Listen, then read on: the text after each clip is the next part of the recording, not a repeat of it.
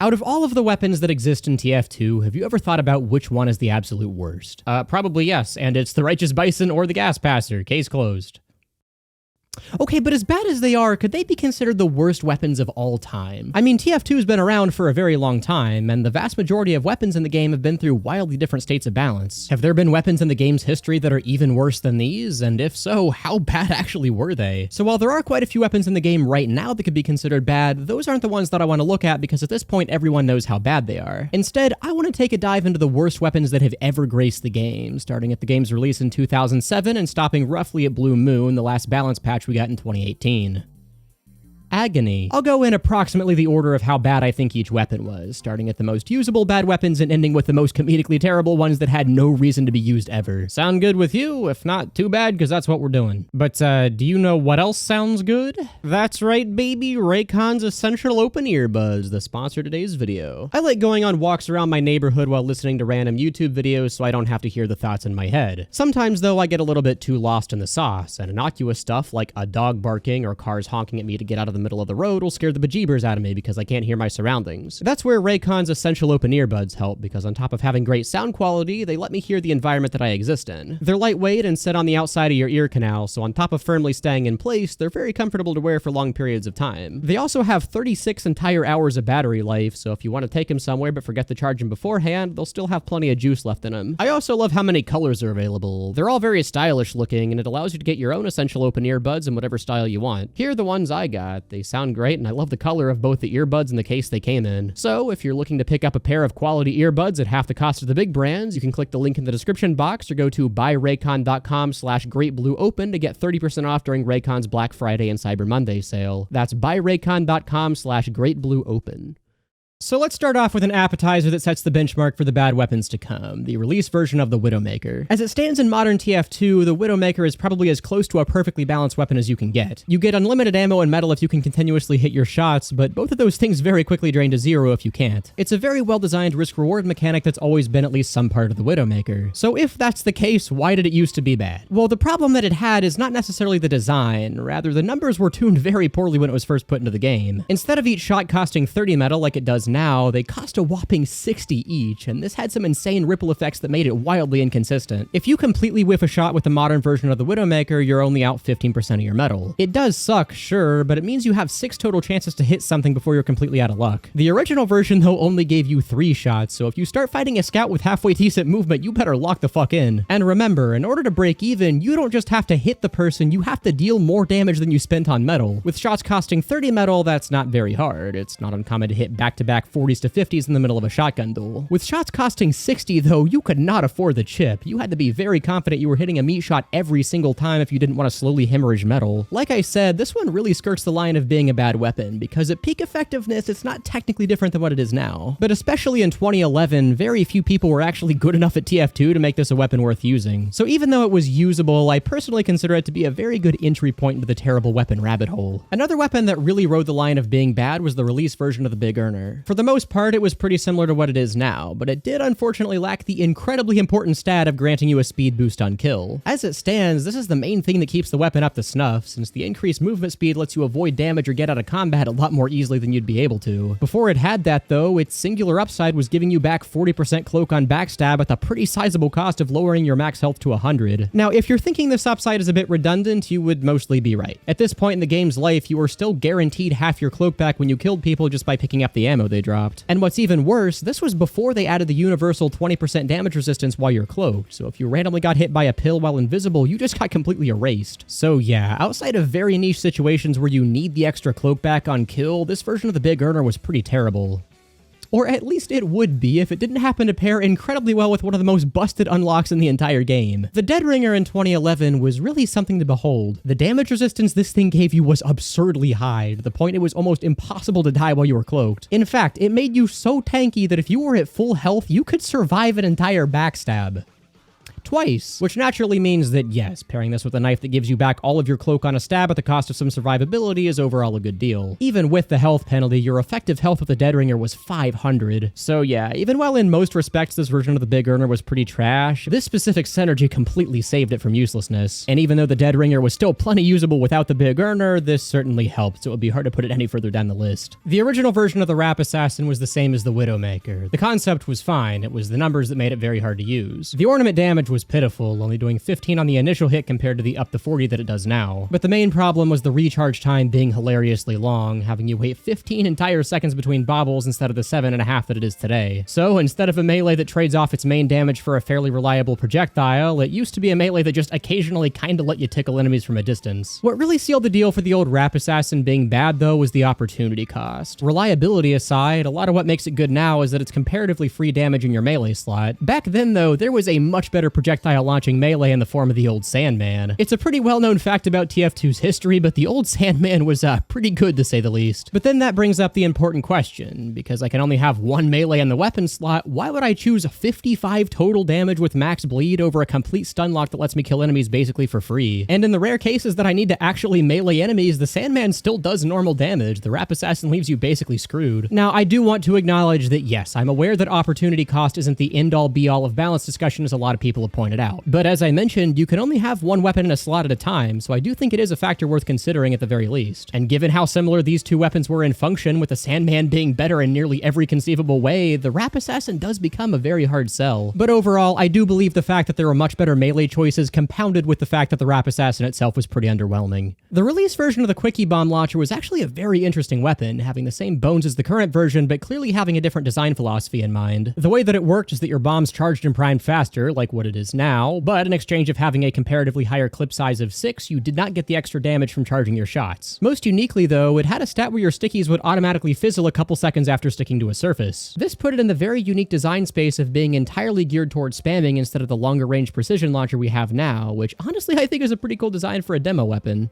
Saying all of that, it is on the worst weapons list though, so let's talk about why it didn't work. I think the main reason is that the actual upsides you were getting were pretty pitiful compared to what you were sacrificing. You could charge shots a lot faster, sure, but why would you bother doing that when at max fall off you're only doing like 30 damage per sticky? You can detonate the bombs you fire a bit faster, great. That might make it a little bit easier to kill a scout that's rushing you down, but the vast majority of the time it's going to be better to have more bombs that do more damage each. But not being able to sticky trap at all was the biggest stinger. Half the power of stock is that it's one of the most versatile weapons in the entire game. So yeah, in summary, it was just way too much take but not nearly enough give. It was a weapon that completely forced you to sticky spam but was ironically worse at doing that job than stock. Like many of the weapons we've talked about so far, it just really didn't give you much reason to use it ever. Now, this is kind of off topic from how bad it was and might actually be a hot take, but I do honestly wish they kept the fizzling bombs in exchange for more offensive power, say not having a clip size penalty at all. Although some people consider sticky spamming to be a bit frustrating, it's a pretty interesting mix-up on how the weapon type works. Overall, I think it introduced a lot of variety they should have played into more. Last up for the weapons that at least had something going for them, the release version of the Airstrike. When Valve introduced this thing in Love and War, for whatever reason, they were very conservative with the stats they gave it. Compared to the modern version, it did notably less damage per rocket, the same as the current Liberty launcher in fact. It only had a 3 rocket clip at base, meaning you had to get a kill just to break even with stock, and both the grounded and airborne explosion radii were a fair bit smaller, which combined with the damage penalty made this thing pitifully bad at killing. As you could probably guess, it was not very good. It did at least have nominal burst damage potential if you could get enough kills to max out your clip size, but that was a massive if. Trying to get the ball rolling with only 3 weak rockets at your disposal was nearly impossible in most lives. It felt like Sisyphus rolling the rock up the hill. And consider that the literal only upside without heads, which was the faster firing speed while rocket jumping, is basically pointless with a clip size of 3. You have to use one of your rockets to get airborne in the first place, meaning that your quote-unquote dive bombs consisted of 2 Liberty launcher power rockets with halved explosion radius. You are not killing anything by doing that. Your best bet was just to fire at people while on the ground and hope you pick someone off that was at low health. All of that said though, I think the main thing that saved the old Airstrike from absolute uselessness was how well it comboed with a pre-nerf base jumper. With how much extra air control it used to give you, you could become a legitimate threat once you racked up a couple heads. You still didn't do a ton of damage, but you could output a wall of projectiles while also being very hard to hit. But yeah, while it did have some potential if you could get it going, the start of each life was a legitimate struggle. So here's where I consider to be a fun turning point, because that is all of the weapons that were at the very least functional or had niche use cases despite being still undeniably bad. Everything from here on out had arguably zero reason to ever be equipped. You may have been able to see results with some of these if you really put in the elbow grease, but it would be incredibly hard to come up with a good argument as to why any of these these belong in your loadout. It's really hard to imagine a weapon like the Concher ever being bad considering how universally powerful the banners seem to be as a weapon type. A team-wide buff you charge by just playing the game seems like it'd be good no matter what, and the buff banner and battalion's backup certainly always met the expectation. But the poor Conch got the shortest possible end of the stick, being added into the game with one of the most nothing buffs imaginable. It used to take the same amount of damage as the battalion's backup to charge, 600 total, and the only thing the activated banner did was heal you for 25% of the damage you deal. That doesn't sound that bad, but to put it into context, the current black box has about 23% lifesteal, which is fine if you just want passive sustain, but this thing only lasts for 8 seconds and takes a while to charge. This should be winning pushes for you, not passively sustaining you. And on top of that, you didn't even get the passive health regeneration while the banner wasn't active, meaning the only time this weapon did anything is when you dealt the absurd amount of damage needed to charge it. Now, I know there are at least a few of you watching who still think team healing is a worthwhile reason to run the banner, and think I'm being hyperbolic by saying that it was unusably bad. So if that is you, consider the following. The current Conch's banner effect gives you 35% lifesteal and a team-wide speed boost, and even that's still considered weak enough that it charges faster than every other banner in the game to compensate. Now, yeah, the current Conch is really good, but most people, including myself, still consider it to be slightly worse than the battalion's backup if you're actually playing around your team. But now scale that back to 2011 when the Conch was added, and you realize the battalion's was still basically the same as it is now, minus the passive 20 max health. Why would anyone opt for a little bit of healing they have to damage the enemy to even receive when they could just ignore a third of the damage they take outright and turn off enemy crits? So yeah, the weapon effect itself was already struggling to make a difference, but when you consider there's a significantly better version of the same thing you could be using instead, I'm not sure why anyone would bother with the Conch. Okay, this section is going to be a combination of two different weapons that were equally affected by the same overarching change. So in order to talk about why these two weapons in particular were bad, I need to explain the weird changes they gave to Heavy in Love and War. Back in 2014, in order to make the incredibly powerful jump revving strategy less effective, Valve decided to universally nerf miniguns by requiring revving to be a lot more committal. Previous to this, you immediately had access to your full output of damage the split second you revved. But Love and War made it so that your damage and accuracy both started halved and then gradually returned to normal once you'd been revved up and shooting for a full second. If you're wondering, this mechanic is still kind of in the game, requiring you to at the very least be revved for a bit to get the full damage. But when it was first introduced, it was a lot less forgiving, requiring you to actively be shooting if you wanted to avoid the damage and accuracy penalties. If you let go of M1 for even an instant, you had to deal with another full second of incredibly low killing power. This was a pretty harsh nerf to all of the miniguns, but the stats the Tomislav and the Huolong Heater had at the time specifically made them absolutely devastated. The only things the Tomislav had going for it were a 10% faster rev speed, which was basically unnoticeable, and the silent killer stat that it has now where you can stay spun up without making any noise. But considering if you wanted to kill things as heavy you had to be constantly revved up and shooting, both of the bonuses the Tomislav had were completely obsoleted. It really did become a direct downgrade from stock in nearly every respect. There was no appeal to running it at all. The Huolong didn't fare much better, with the only upside being the Ring of Fire, which is in most respects pretty useless, and its main downside being that you constantly lose a ton of ammo while you're revved. And again, with the Love and War minigun nerfs in place, you have to constantly stay revved and firing to get the bulk of your damage. And if you did both of those things with the Huolong, it drained all of its ammo in about 5 seconds, so it did not exactly thrive in this environment. Again, I'm lumping these two together since it's hard to say which one had it worse, but at the end of the day, it didn't really matter since they were both far inferior versions of stock.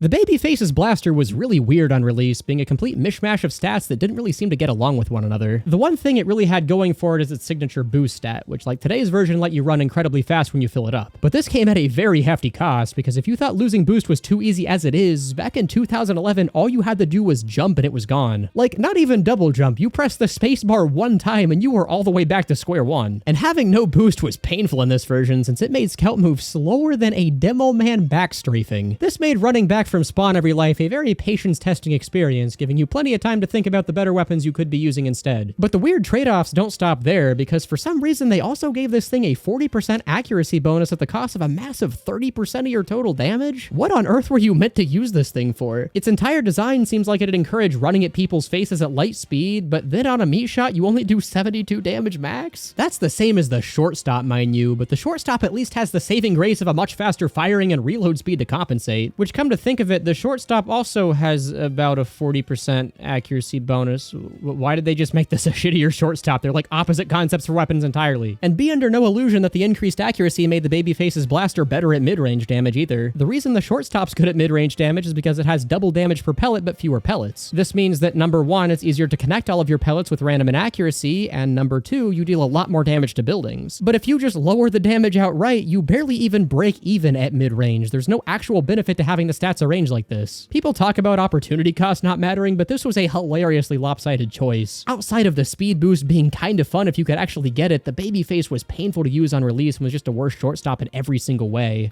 Ah, the good old Sydney Sleeper, easily the worst sniper rifle in the entire game as it stands. Let me tell you though, the Sydney Sleeper we have now is an absolute menace compared to the bowl of dog water it used to be. The only stats that even kinda make the current version usable, the mini crits on headshot and faster charge speed, were absolutely nowhere to be found back then. The literal only stats on the weapon were trading off headshotting entirely for coating enemies in Girardi. This meant that on top of having no way of killing soldiers, demos, or pyros in one shot, you had to fully charge a shot at normal sniper rifle charging speed to even drop a medic. And since common wisdom in TF2 is that it's always better for the medic you're shooting at to be dead rather than alive and covered in piss, fully charging a body shot so you can guarantee the kill and thus ignoring the one upside the weapon has entirely was still the optimal way to play. This version of the Sydney Sleeper was just as bad as it sounds. The only upsides to running this thing were incredibly niche. Now, you may have noticed that I had to specify that a random patch variant is the worst instead of just the release version, and that's actually for a very funny reason. When the Sydney Sleeper was released in the Manconomy update about 1 week prior to this patch, for some reason it could actually get random crits. I don't know if this was an oversight by Valve or an actual balancing decision. Knowing Valve, it really could have been either. But for that one glorious week, you could just hold him one on people while unscoped and occasionally hit him for 150. It's not like this made it good or anything, but it was at the very least something minor it had over stock. After that got removed though, yeah, this thing became next to useless. I guess its one saving grace is that it used to apply the full 8 seconds of Girardi after you hit 25% charge instead of scaling linearly like it does now. So theoretically, if you were incredibly attentive about your charge level, it was slightly more efficient at marking people for death. Or you could just shoot the person you're aiming at in the head, in which case they would be actually dead instead of just marked for the future possibility of such. So yeah, this thing has always sucked to some extent, but this particular version was borderline useless. Next up in the category of why would I use this when a directly better version exists instead, the Delocus bar. Imagine you're playing heavy in 2011 and you have two options for a healing secondary. The first one heals you for all of your max health when you eat it, recharges in 30 seconds, and can be dropped to your teammates as a medium health pack. The second one heals you for 60 total health when you eat it, a mere 20% of the former, also recharges in 30 seconds, and literally cannot be dropped at all. Now it did still give you the extra 50 max health for a bit when you ate it, but the actual healing was so low that you couldn't even restore that extra health unless you were already completely full when you ate it. And there was no wiggle room to keep the buff up either, since the extra health lasted exactly as long as the recharge speed. This all made the Delocus bar struggle incredibly hard to keep up, but the final nail in the coffin is that it existed at the same time as something called sandwich tech. Back in the day, when you dropped your sandwich on the ground and walked over it, you didn't just pick it back up and refill the meter like you do now. Instead, it was treated the same way for you as it was for your teammates, giving you a medium health pack whenever you touched it. Now, being able to heal from your own dropped sandwich was absolutely bonkers for heavy. Even though it did only restore 150 health instead of the 300 you'd get from eating it, dropping it is completely instantaneous. You didn't have to sit there completely vulnerable for the 5-second eating animation. You could just right-click the floor and immediately gain half your health back. So then consider that with the Delocus bar, not being able to drop the thing didn't just mean a lack of team support, it also meant you couldn't instantly spawn a free health pack whenever you wanted. This was probably one of the most extreme cases in the entire game of a weapon being completely outclassed by another unlock. There really was absolutely nothing going for the Delocus bar in the slightest. And even if you don't think opportunity cost is a good argument, you could ignore the better options you had access to and it would still be bad. You still had to commit 5 entire seconds to heal what amounts to a small health pack's worth of healing. It was plenty underwhelming even without the competition. If I had to pick my favorite weapon in the entirety of TF2, the flare gun would actually be a pretty good contender. But dear God, if they kept it how it was when it released, this never would have come close to being the case. In fact, I was actually shocked to see how bad the original version of the flare gun was. It only did 20 damage on hit instead of the original 30 and was completely missing the ability to crit burning enemies. It just did nothing, really. You only got one shot that did pitiful damage even with the afterburn and took forever to reload, with the only utility I could even think of it offering being flinching snipers with the afterburn. And when the other option is the stock shotgun, one of the universally best options in the entire game, I can't really think why you'd ever pick this. Even though the flare gun has obviously better range, you're only making up the difference in damage at extremely long ranges. Think about how far away you have to be to hit less than 20 damage with a shotgun spread. It really didn't do much. It was also... wait a minute. Replaces a consistent damage dealer, has one low damage shot in your clip, applies damage over time for 8 seconds so you can flinch snipers? No. One hit. Even in 2008, the voices still beckon. Jokes aside though, I can only put the flare gun so low because unlike a lot of other weapons on this list, it was one of the only unlocks in the entire game at the time, and not even just for Pyro. And while a 20 damage flare would be terrible in a game with scorch shots, liquid jars, an abundance of healing sources, and maps having a lot more health packs on average, in 2008, even though it certainly wasn't very good, I assume that it did at least serve its intended purpose pretty well. At the very least, it's nowhere as close to as bad as it would have been if it came out later in the game's development. Pretty interesting how context affects weapon balance so much. The panic attack has one of the most interesting histories in the entire game. What it is now and what it used to be before Jungle Inferno are almost entirely different weapons. In fact, I'd say there's a good argument to be made that the old panic attack is one of the very few weapons that was actually completely removed from TF2. But considering it is on the worst weapons of all time list, I can only feel so bad about it because what it used to do was very interesting to say the least. It was effectively the beggar's bazooka turned into a shotgun where you had to load in the shells before you could fire them in exchange for mag dumping your entire loaded clip incredibly quickly when you released M1. I guess it was meant to be an ambush weapon of sorts, where each clip took some time to prepare but could kill people incredibly quickly once you did. That sounds like a really cool shotgun design, and I really can't lie, it was a lot of fun to use when it was in the game. But unfortunately, fun does not necessarily translate into usability, because to put it lightly, this thing was riddled with problems. The biggest of which becomes very apparent when you think for like 5 seconds about what classes actually want a shotgun for. Soldier, Pyro, and Heavy mainly rely on them as backup damage dealers they can pull out in a pinch to reliably finish off enemies. And as it turns out, a shotgun that's guaranteed to always have 0 loaded shells when you pull it out is the exact opposite of what you want in that situation. However, if design philosophy was the only problem with it, it probably wouldn't have made this list, since in theory, it'd still be a good side grade option that lets you burst down enemies incredibly quickly if you can plan a bit ahead. The main thing holding it back is that its actual stats were horribly undertuned. Its base firing speed was only 15% faster, which is only barely killing things faster than the stock shotgun. Now, your firing speed did increase as you lost health, but so did the inaccuracy, which for some reason was incredibly punishing. Like, even at half health, it was basically impossible to get all of your pellets to land if you weren't breathing down the neck of the person you're trying to shoot. But at least in my opinion, the absolute worst part of this weapon is that originally you couldn't hold loaded shells in the chamber. As soon as you got to 4, they'd all automatically fire, meaning you just kind of had to guess whether you were about to fight someone ahead of time. And once you started firing, there was no way to cancel it or switch weapons. You were locked into the panic attack until your clip was empty. So in its totality, this was a shotgun that forced you to commit to firing way more shots than you needed, became nearly unusable as you lost health, and always started every fight with no ammo loaded. All in exchange for the ability to load and fire shots very slightly faster. Clearly a weapon design conceived by Albert Einstein himself. And it honestly sucks because I really do appreciate what Valve tried to do with the weapon, and I think with a few number tweaks, they actually could have salvaged the design in some capacity. Classes like Engineer and Pyro, who rely on their shotgun more, could get a lot of use out of an ambush option like this, and I wish something like that was still in the game. But yeah, the version of the panic attack we did get was complete balls, and not even the big kind.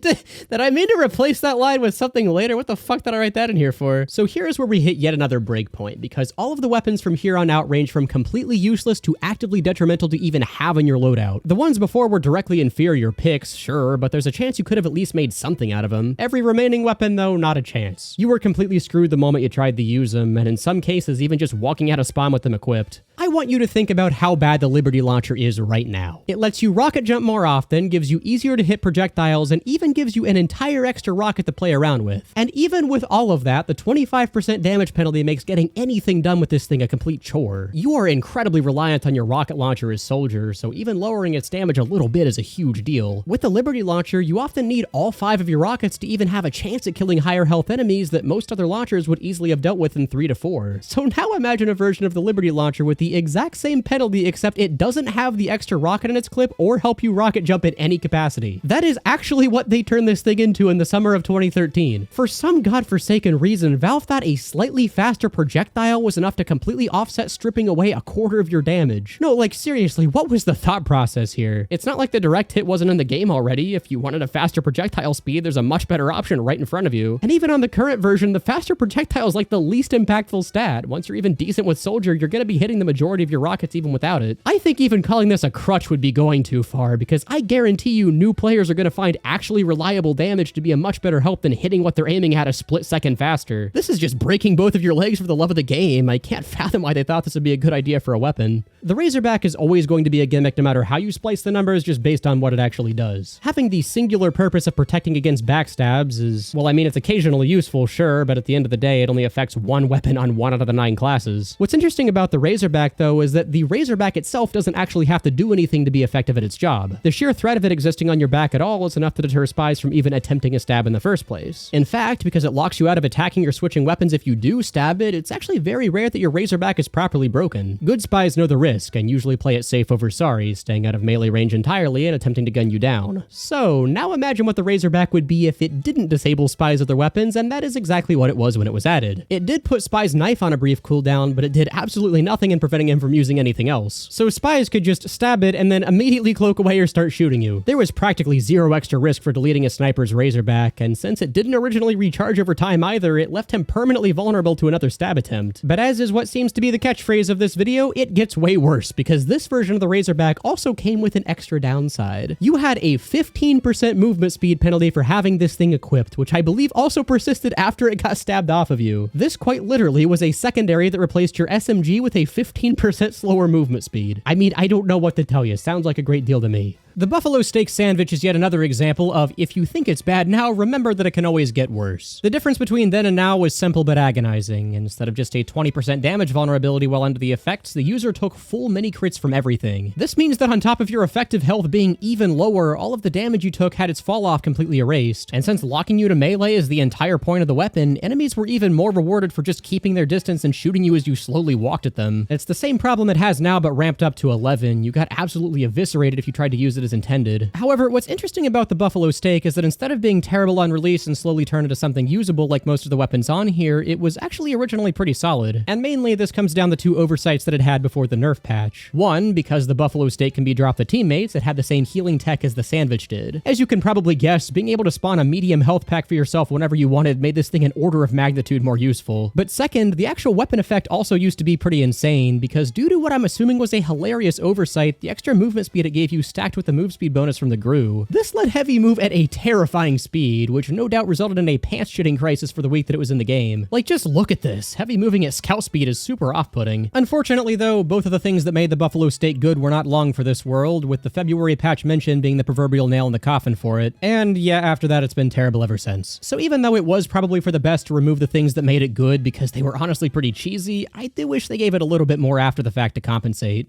This one hurts my soul. Let's discuss the tragedy of the Extinguisher. When the Extinguisher first came out, the design was powerful but elegant. You get guaranteed crits on burning enemies, but deal half damage to non-burning enemies. It was an incredible finish-off tool that allowed Pyro to really excel at close-range combat at the cost of potential utility. A few years later, the Degreaser was added to the game, which happened to pair extremely well with the Extinguisher because you could hit enemies with a melee crit super fast. A lot of people, though, argue that this was a little bit too good because it gave Pyro insanely fast killing potential against any class in the game. Personally, I don't see the problem with the close-range specialist class having something like this if Sniper's allowed to have Jarate Bushwhacker, but I digress. Ultimately, Valve agreed that it was too powerful and gave it a slight nerf to make it more of an ambush tool. It still did guaranteed crits on burning enemies if you attacked them from behind, but only got mini crits from the front. And again, personally, I think this design was more than fair. But there must have been some extra loud complainers out there the day Valve decided to take another look at the Extinguisher, because in Tough Break, they made a very avant-garde balancing decision. Instead of a tool that quickly kills enemies, what if it was a tool that made you want to kill yourself when you try to use it? And so, here are the baffling stats they slapped on the Extinguisher with the current version for comparison. In an ironically poetic way, just like how the original design was elegantly powerful, this design was elegant in how efficiently they combined simple downsides to make the entire weapon completely unusable. Valve took a weapon designed around being pulled out to reliably finish off enemies and removed its ability to actually finish anything off or even pull it out in the first place. Which leaves you with a weapon that has the use case of fucking nothing. There was, and I mean this with all of my soul, zero reason to ever bother going for Extinguisher kills. Even with the Degreaser and the time that it took you to pull it out and hit someone, you could have done hundreds of damage with your flamethrower. In fact, I think there's a genuine argument to be made that the Extinguisher was the actual worst melee weapon in the entire game at the time. At least the other worst melees deployed within the same year you needed to use them. And before someone asks, no, I'm not exactly satisfied with the current version we have either. The speed boost on kill can be fun, sure, but its damage is super inconsistent. You never know exactly how much damage you're gonna do, and on average, you're still doing low enough damage that you're usually better off just WM1ing if you really want the person you're fighting dead. I know we're never getting balance updates again, but man, it's disappointing to think about what this weapon could have been to Pyro. Oh boy, the original Sun on a Stick. For most of the bad weapons here, I can at least understand what happened. Valve thought of a cool design for a weapon, but they didn't know how good it would be, so they played it safe and made it undertuned on release with the intent of increasing the numbers later if it sucked. The release Sun on a Stick, though, was less of an actual weapon idea and more of a field sobriety test that blew a .4, because how the actual hell did a human being conceive of this? The only stats it had were 1, a 35% damage bonus, and 2, a 45% damage penalty against anyone that isn't on fire. The way this makes the math work out is that against non-burning enemies, aka the vast majority of them, it's a bat that deals 26 damage per hit. There's no utility, there's no compensation, it is literally just a direct downgrade in 99% of cases. And in return for being a chud weapon that takes 5 entire melee hits to kill a light class, if you did happen to come across a burning enemy, your damage per hit increased to 47. Even in the most optimal conditions for this weapon, which you really didn't encounter that often, it still took 4 melee hits to kill a medic. The scattergun does 102 damage at that range regardless of whether the enemy is on fire, by the way. This version of the Sun on a Stick was so bad, they hilariously had to change it less than a week after it released.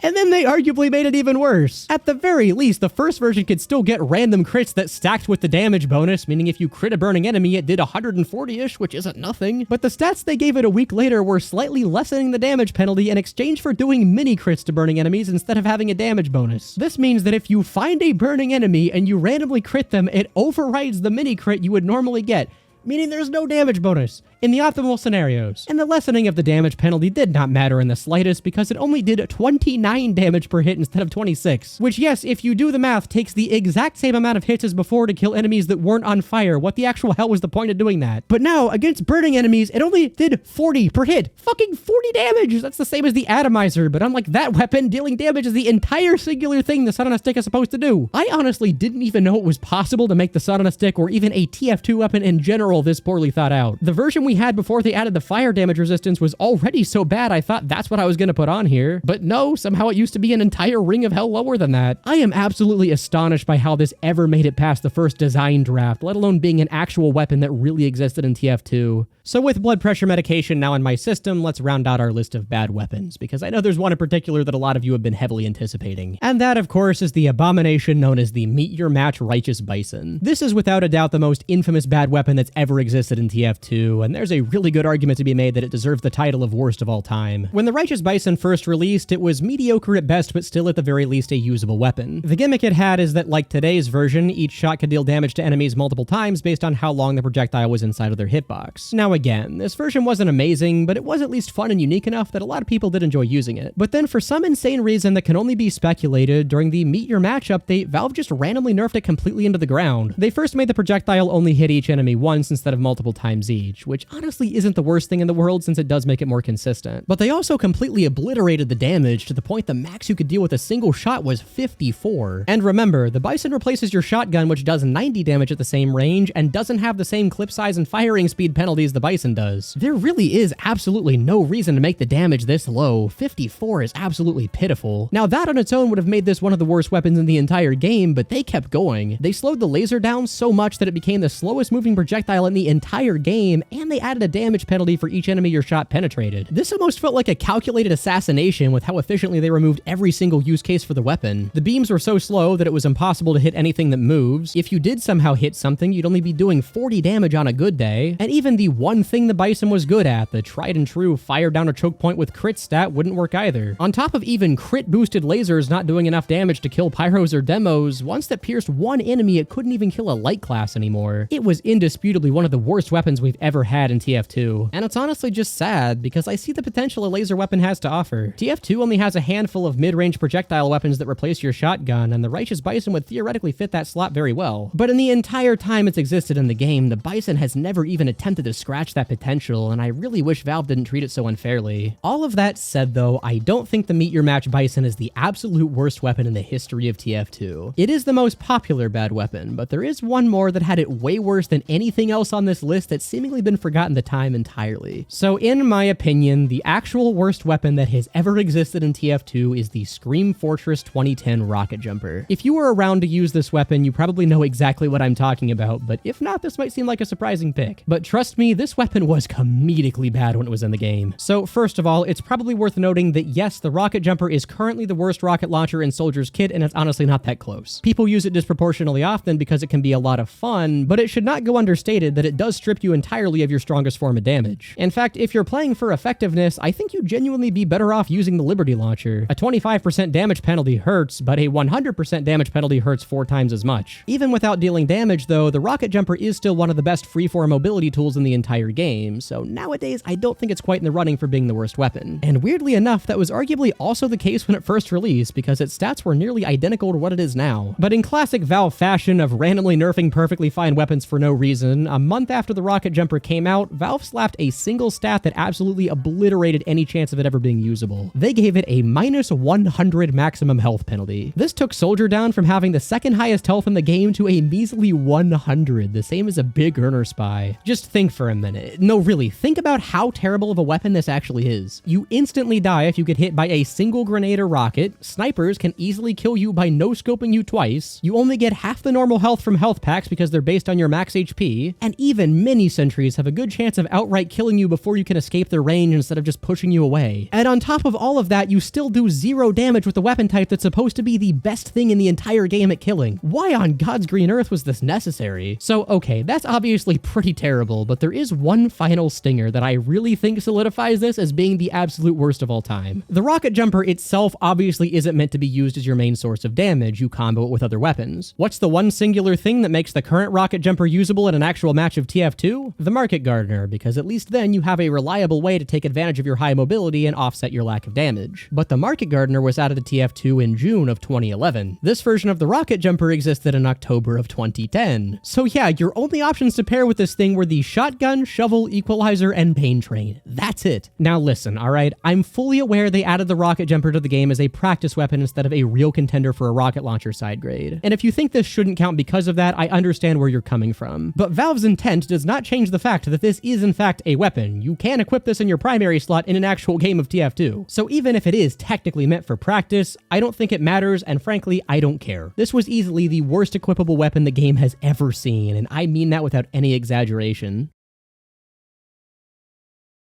So anyway, that is a fairly comprehensive list of the worst TF2 weapons that have ever existed throughout the game's history. Again, I decided to exclude all of the current weapons because while there are a couple that could have made the list, they have been talked about to death at this point. I mean, hell, there's an entire academy on bad weapons. What more could I tell you here? If you think I missed a bad weapon that should be on the list, let me know in the comments. It's been over a decade since a lot of these were in the game, so I have no doubt there's at least one that slipped through the cracks. And once again, thanks to Raycon for sponsoring the video. Their essential open earbuds are a solid pickup and it helps support the channel. If you enjoyed this video, make sure to like. If you hated this video, I'll summon my legion of great blue herons to stare at you next time you leave your house, and most importantly, have a good one.